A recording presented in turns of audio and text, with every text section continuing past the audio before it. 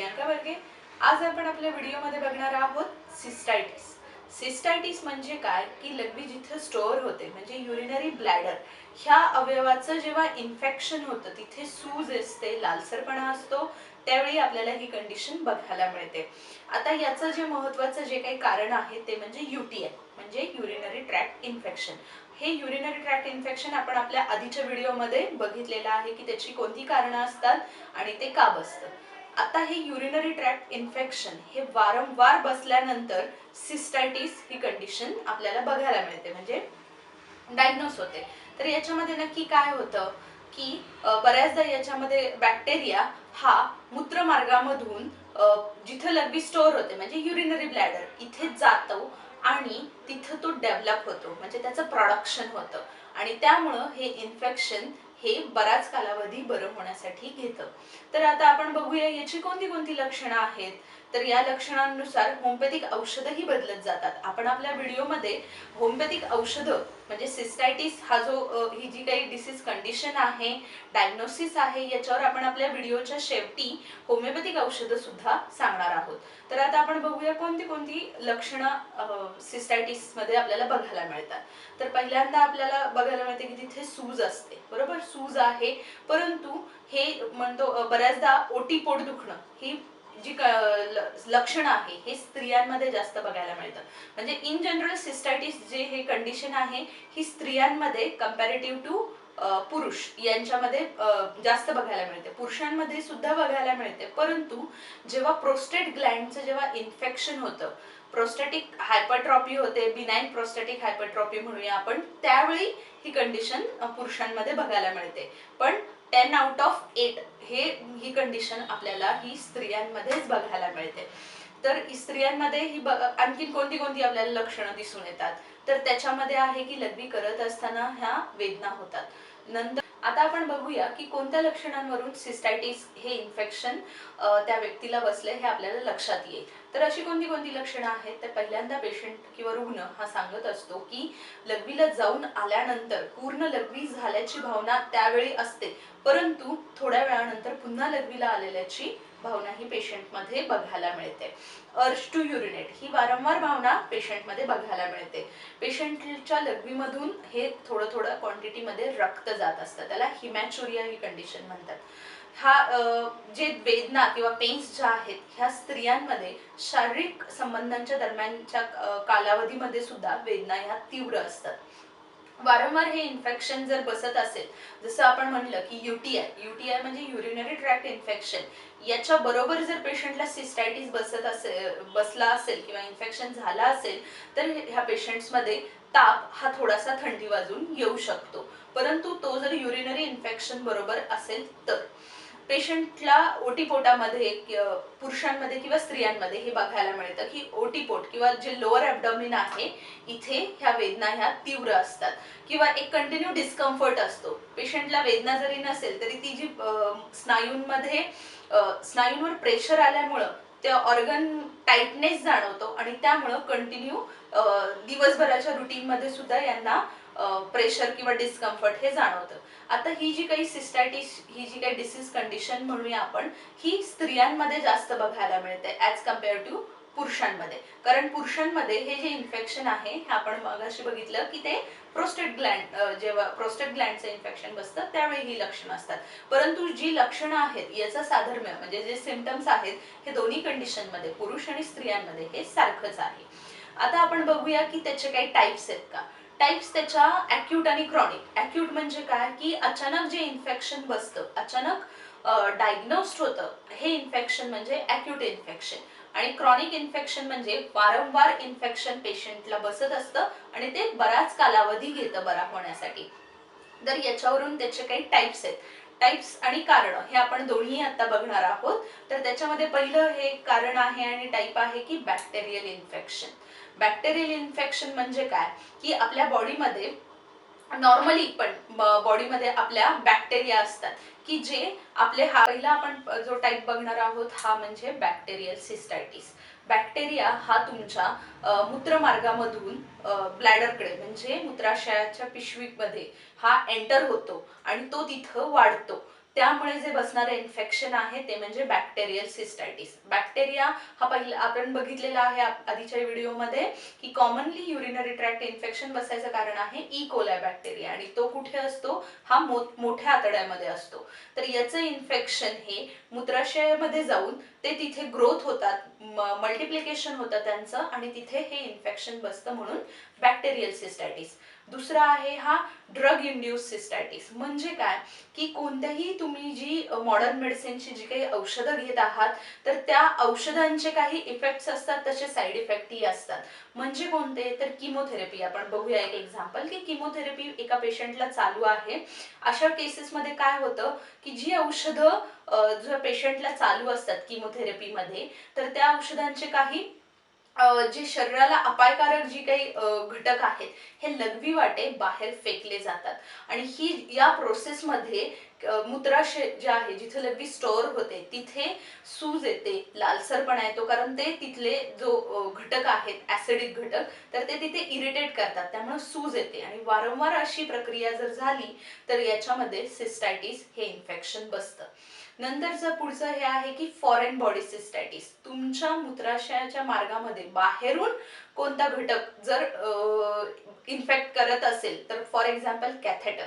बऱ्याचशा पेशंट्समध्ये म्हणजे ऑपरेशन झाल्यानंतरच्या केसेसमध्ये हे जास्त बघायला मिळतं, किंवा अंथरुणावर झोपून आहेत त्या पेशंट हालचाल करू शकत नाहीयेत, वॉशरूम पर्यंत जाऊ शकत नाहीयेत. अशा कंडिशनमध्ये कॅथेटरचा वापर हा केला जातो. कॅथेटर काय करतं की ती जी पाईप आहे ही मूत्राशयाच्या मार्गातून युरिनरी ब्लॅडर पर्यंत ती आतमध्ये इन्सर्ट केली जाते, आणि त्यामुळं तुम्हाला मूत्राशयामधली जी काही लघवी आहे ही बाहेर एका बॅग मध्ये कलेक्ट होते. परंतु कॅथेटर हे एक फॉरेन आहे, बाहेरून आपण आपल्या बॉडीमध्ये पेशंटच्या आहे इन्सर्ट करतोय, तर तेही इन्फेक्शनचं कारण आहे. त्यामुळे हा फॉरेन बॉडी सिस्टायटिस हा म्हणूया. पुढचा कॉमनली आढळला जाणारा जो सिस्टायटिसचा टाईप आहे तो म्हणजे केमिकल सिस्टायटिस. हा आपल्याला विशेषतः स्त्रियांमध्ये बघायला मिळतो. स्त्रियांमध्ये प्रायव्हेट पार्ट क्लीन करण्यासाठी जे काही प्रॉडक्ट वापरले जातात, तर त्याच्यामध्ये जेली, पावडर किंवा लोशन असे कोणतेही जे काही प्रॉडक्ट आहेत याच्या वापरामुळे प्रत्येकीला ते जे प्रॉडक्ट आहेत हे सूट होतीलच असं नाही, आणि त्याच्यामुळे हे इन्फेक्शन जे बसतं, त्यामुळे केमिकल सिस्टायटिस हा सुद्धा एक सिस्टायटिसचा टाईप बघायला मिळतो.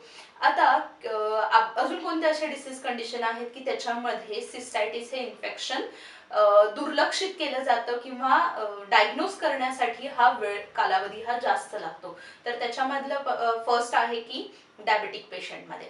डायबेटिक पेशंटमध्ये काय होतं की शरीरातली शुगरची जी पातळी आहे ही वाढलेली असते, आणि ब्लड शुगर आपण कशी मोजतो, ब्लड वाटे आणि युरिन वाटे. म्हणजे काय की किडनी मार्फत सुद्धा साखर ही शरीराबाहेर ही एक्सक्रीट केली जाते, टाकली जाते. आणि जेव्हा तुमची डायबेटिक पेशंटची शुगर अनकंट्रोल्ड असते त्यावेळी लघवी वाटे सुद्धा युरिन मधून शुगर ही पास होत असते, आणि त्यावेळी युरिन ही जास्त वेळ मूत्राशयामध्ये राहिल्यानंतर तिथे त्या ब्लॅडरला इरिटेट करते, आणि तिथे सूज, लालसरपणा, वेदना, डिस्कम्फर्ट ही सगळी लक्षणं जाणवतात. आणि त्यामुळे डायबेटिक पेशंटमध्ये सिस्टायटिस ही कंडिशन सुद्धा डायग्नोज करणं हे डिफिकल्ट होतं, कारण युटीआय मध्ये वेदना ह्या तीव्र असतात, परंतु सिस्टायटिस मध्ये वेदना ह्या कमी असतात as compare to UTI, urinary tract infection. Cystitis मध्ये ओटीपोट किंवा आपण म्हणूया लोअर ऍबडॉमिन हा डिस्कम्फर्ट असतो, ठीक आहे, पण वेदना ह्या कमी असतात. पण ह्याच्यामध्ये पेशंटला जेव्हा लघवीला होते त्यावेळी थोडासा वास जो लघवीचा आहे हा बदललेला असतो, थोडा स्ट्रॉंग स्मेलचा असतो. तसंच किडनी स्टोन मध्ये काय होतं की ऑब्स्ट्रक्शन निर्माण होते, अडथळा निर्माण होते, आणि किडनी स्टोन जर वारंवार झाला तर सिस्टायटिस ही कंडिशन बसणार आहे. म्हणजे काय, किडनी स्टोनने जो लघवी पास होण्याचा जो मार्ग आहे तिथे अडथळा निर्माण केला, आणि त्याचं रिव्हर्स प्रेशर हे बॅकवर्ड प्रेशर हे त्या ऑर्गनवर जाणवणार आहे, आणि तिथे लघवी स्टोअर केली जाणार आहे, कारण अडथळा निर्माण झाल्यामुळे फ्लो हा ऑब्स्ट्रक्ट झाला आहे. आणि लघवी जिथं जास्त वेळ स्टोअर होईल तर तिथला पीएच सुद्धा डिस्टर्ब होणार आहे. पीएच डिस्टर्ब झाला तर त्या लघवीच्या जे मूत्राशयाच्या ज्या काही वॉल आहेत, ज्या काही पेशी आहेत याच्यावर त्याची रिॲक्शन होते. म्हणजे काय की तिथं वारंवार ते इन्फेक्शन होतं. हे क्रॉनिक सिस्टायटिसच्या अंडर हे येतं की कंटिन्यू तिथं बराच वेळ ऍसिडिक युरिन राहून तिथल्या पेशींची जी काही रचना आहे ही डिस्टर्ब होते आणि त्यामुळं किडनी स्टोन मध्ये सुद्धा सिस्टायटिस हे बघायला मिळू शकतं. आता आपण बघूया की कोणत्या गोष्टी आहेत की त्या प्रिव्हेन्शन केल्या म्हणजे या ह्याच्यावर आपण कसं प्रिव्हेन्शन करू शकतो, कसा आळा आणू. आता आपण बघूया सिस्टायटिस हे जे काही इन्फेक्शन आहे हे कोणाला होण्याची शक्यता जास्त आहे. तर त्याच्यामध्ये प्रेग्नंट लेडीज, ज्या लेडीज प्रेग्नंट आहेत यांच्यामध्ये हे इन्फेक्शन बसायचा जो काही प्रमाण आहे हे आपल्याला जास्त बघायला मिळतं. गर्भाशयाची मूत्राशयाची पिशवी म्हणजे युरिनरी ब्लॅडर आणि त्याच्या पाठीमागे असणारी गर्भाशयाची पिशवी, जसं बाळ वाढत जाईल तसं त्याचं प्रेशर हे युरिनरी ब्लॅडरवर म्हणजे मूत्राशयाच्या पिशवीवर हे यायला लागतं आणि त्यामुळं हे एक कारण आहे की सिस्टायटिस हे इन्फेक्शन हे बसतं. तसंच काय पाळी जात आल्यानंतर किंवा जायची जी काही फेज आहे आणि पाळी बंद झाल्यानंतर ह्या अशा वयाच्या स्त्रियांमध्ये सुद्धा हे इन्फेक्शन हे आपल्याला वारंवार बसतंय, त्यांना इन्फेक्शनचा जो त्रास होतोय हेही बघायला मिळतं. तसंच जे काही पर्सनल हायजीनचे काही प्रॉडक्ट आपण डिस्कस केले की याचा वापर वारंवार जर होत असेल तर तुमचे तिथले स्किनला इन्फेक्शन बसतं, फंगल इन्फेक्शन, बॅक्टेरियल इन्फेक्शन आणि त्यामुळं ते इन्फेक्शन हे तुमच्या मूत्रमार्गामध्ये आणि मूत्राशयामध्ये म्हणजे ब्लॅडरकडे हे जातं. त्यामुळे सिस्टायटिस कंडिशन ही फार कॉमनली बघितली जाते. आता आपण बघूया की कोणते असे पॉइंट आहेत की त्याच्यामुळे हे इन्फेक्शन आपल्याला आटोक्यात आणता येईल. तर जेव्हा म्हणजे पेशंटला किंवा रुग्णाला आम्ही सांगत असतो की जेव्हा तुम्हाला भावना होतीये लघवी आलेल्याची तर तेव्हा ती लघवी आलेल्याची भावना अडवून न ठेवता ती तुम्ही वॉशरूमचा वापर करावा आणि ती युरिन जी आहे ही शरीराबाहेर टाकली जावी. कारण ती युरिन तिथे जास्त वेळ राहिली तर पुन्हा तिथे जे इन्फेक्शन आहे हे अॅक्यूट टू क्रॉनिक म्हणजे काय, अॅक्यूट हे अचानक होतं बरोबर आणि हे फार थोड्या कालावधीसाठी असतं. तर अॅक्यूट इन्फेक्शन हे बरं व्हायला फार कमी कालावधी घेतं, परंतु क्रॉनिक इन्फेक्शन मध्ये जर गेलं तर हे वारंवार बघायला मिळणार आहे. ठीक आहे. नंतर स्त्रियांमध्ये एस्पेशली हे स्त्रियांमध्ये आपल्याला जास्त बघायला मिळतं कारण स्वच्छतेच्या ज्या काही चुकीच्या पद्धती आहेत त्यामुळं हे इन्फेक्शन स्त्रियांमध्ये हे वारंवार होत असतं. ज्यावेळी काही पर्सनल हायजीनचे काही प्रोडक्ट आपण म्हटले की लोशन, जेली किंवा काही प्रोडक्ट आहेत की पावडर, अशा ह्याचा वापर जास्त जर वारंवार होत असेल तर ते प्रत्येकाला इन्फेक्शन होऊन ते इन्फेक्शन मूत्रमार्गामध्ये जाऊन त्याचा सिस्टायटिस आपण हे डायग्नोसिस करू शकतो. पाणी प्यायचं जे काही प्रमाण आहे हे पुरेसा हवा आहे, प्रत्येक व्यक्तीनुसार हे वेगवेगळं आहे, परंतु जेवढी शरीराला गरज आहे तेवढं पाणी हे आपण शरीरामध्ये घेतलं पाहिजे, तेवढ्या प्रमाणात पाणी हे पिलं पाहिजे. तर असे काही प्रिव्हेन्शनचे पॉईंट आपण डिस्कस केले की ज्याच्यामुळे तुम्ही हे जर अवॉइड केले, हे जे काही मेंटेनिंग कॉज आहेत, ऑब्स्टॅकल्स आहेत की किंवा वारंवार हे संभाव्य धोके जेव्हा उद्भवत आहेत तर हे सगळे जर तुम्ही आटोक्यात आणले तर तुम्ही सिस्टायटिस हे इन्फेक्शन आहे हे तुम्हाला बसण्याचा जो काही धोका आहे हा कमी आढळून येऊ शकतो. परंतु ज्या व्यक्तींना सिस्टायटिस हे इन्फेक्शन वारंवार बसते किंवा ही जी काही टेंडन्सी आहे याच्यावर होमिओपॅथिक औषधं किंवा होमिओपॅथिक ट्रीटमेंट ही कोणती आहे ही आपण आता बघ. तर होमिओपॅथिक मॅनेजमेंटमध्ये आपण सिस्टायटिससाठी कोणती औषधं आहेत ही बघूया. तर त्याच्यामध्ये आहे बर्बॅरिस वल्गॅरिस, कॅन्थॅरिस, डल्कॅमेरा, ग्राफायटिस ही इन जनरल आपण औषधं आहेत. परंतु कोणत्या कोणत्या लक्षणानुसार होमिओपॅथिक औषधं ही बदलली जातात.